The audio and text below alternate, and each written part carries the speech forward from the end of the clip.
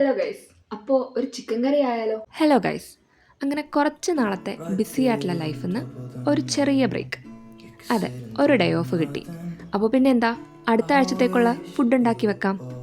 ഒരു ചിക്കൻ കറിയാണ് കേട്ടോ. ഞാനങ്ങനെ ഒരു ഫാൻസി മീൽ പ്രപ്പിൻ്റെ ആളല്ല. പക്ഷേ ഏതെങ്കിലും ഒരു ഐറ്റം ഒരു വീക്കിലത്തേക്ക് ഉണ്ടാക്കി വെക്കാറുണ്ട്. സംടൈംസ് അത് ഉപ്മ ആയിരിക്കും, അല്ലെങ്കിൽ പൊട്ടാറ്റോ റൈസോ ടൊമാറ്റോ റൈസോ എഗ് റൈസോ അങ്ങനെ എന്തെങ്കിലും റൈസ് ഐറ്റംസ്, അല്ലെങ്കിൽ ദോശ ബാറ്റർ പ്രിപ്പയർ ചെയ്ത് വെക്കലായിരിക്കും.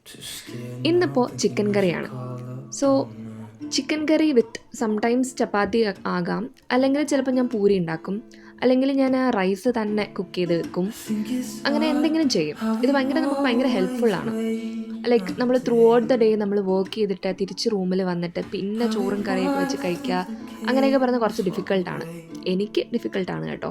ഇപ്പോൾ ഒരു ചിക്കൻ കറിയോ അല്ലെങ്കിൽ സോയ കറിയോ അങ്ങനെ എന്തെങ്കിലും ഒരു കറി നമ്മൾ കുക്ക് ചെയ്ത് ഫ്രിഡ്ജിൽ വെച്ചിട്ടുണ്ടെന്നുണ്ടെങ്കിൽ ഡ്യൂട്ടി കഴിഞ്ഞിട്ട് വന്ന് കുറച്ച് നമ്മുടെ വേണ്ടുന്ന ക്വാണ്ടിറ്റി എടുത്ത് റീഹീറ്റ് ചെയ്ത് അത് ബ്രെഡിൻ്റെ കൂടെയോ ചപ്പാത്തീൻ്റെ കൂടെയോ അങ്ങനെ എന്തെങ്കിലും ഈസിലി അവൈലബിൾ ആയിട്ടുള്ള എന്തെങ്കിലും സൈഡ് ആയിട്ട് കഴിക്കുകയാണെങ്കിൽ നമ്മൾ രക്ഷപ്പെട്ടു. ഇന്നിപ്പോൾ ഞാൻ ഈ ചിക്കൻ കറിക്കകത്ത് പൊട്ടാറ്റോയും ടൊമാറ്റോസും ഒക്കെ ആഡ് ചെയ്തിട്ടുണ്ട്.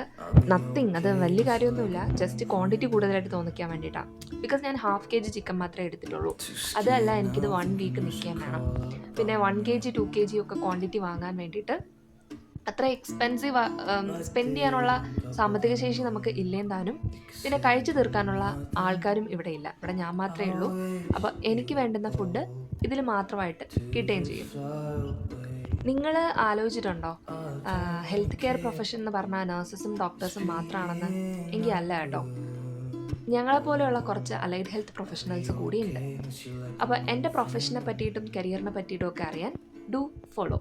Bye bye. ഓക്കെ എന്നാൽ.